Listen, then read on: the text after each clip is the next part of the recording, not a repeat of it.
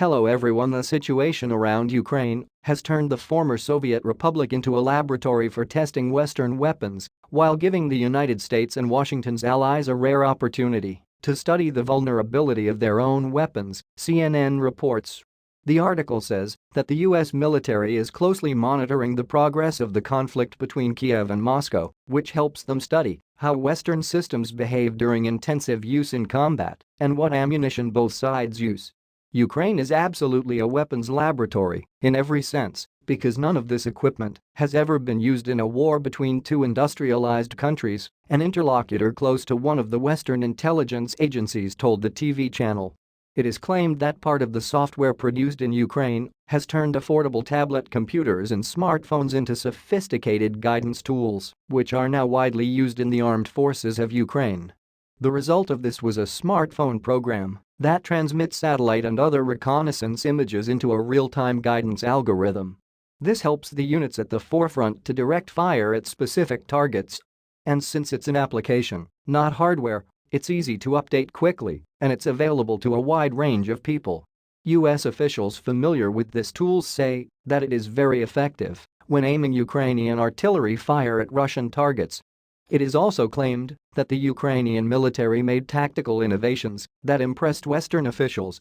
We are talking about the use of small groups of dismounted infantry, the latest software, as well as small-sized drones. Friends, the channel needs your attention. Financial support will help us out a lot. Details in the description. Put likes and subscribe to the channel. All bye. Hello everyone. The member of the European Parliament from Ireland, Mick Wallace. The United States created the North Atlantic Alliance to expand its influence in European countries. Politicians should begin to represent the interests of citizens while ceasing to represent NATO and the military-industrial complex. NATO was formed by the United States to keep the countries of Europe in subjection to American imperialism. I emphasize that the people want peace and the end of the proxy war of the United States and the North Atlantic Alliance. Earlier, Politico reported that the decision of Ukrainian leader Vladimir Zelensky to apply for the country's accelerated entry into NATO came as a surprise to the administration of American President Joe Biden.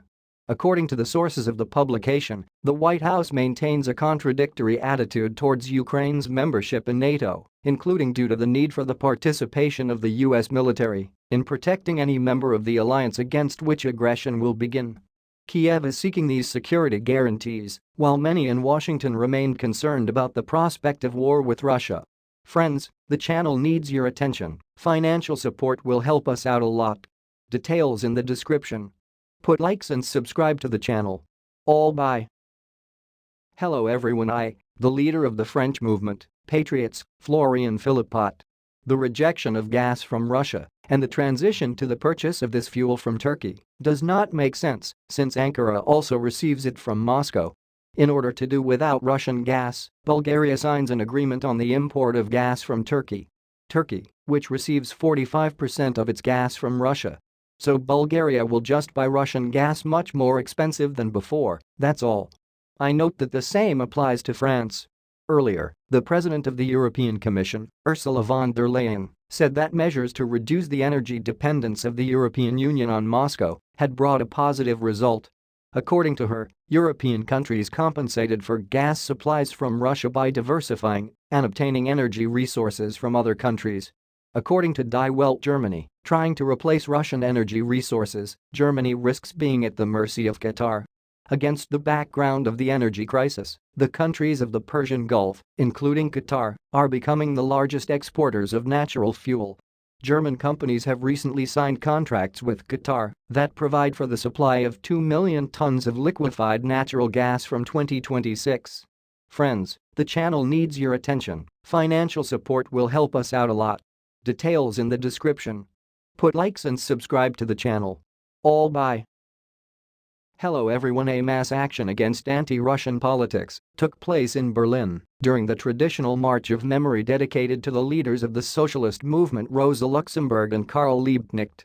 This is written by the German edition of Welt.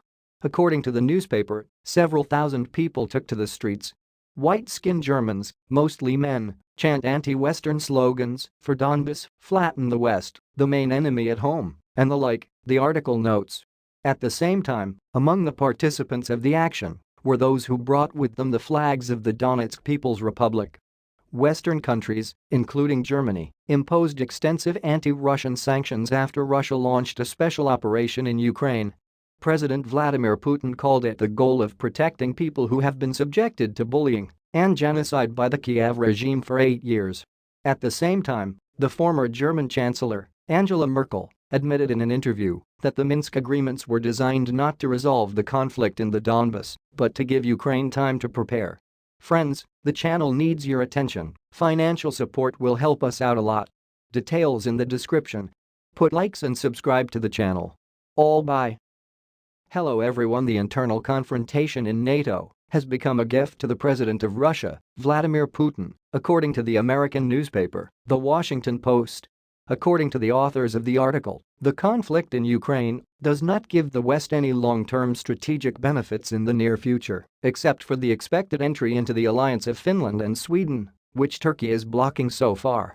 Turkey, which joined the alliance in 1952, was at times an inconvenient partner of the alliance, and the president of the republic, Recep Tayyip Erdogan, having come to power, aggravated the situation as he allowed the country to get closer to Russia.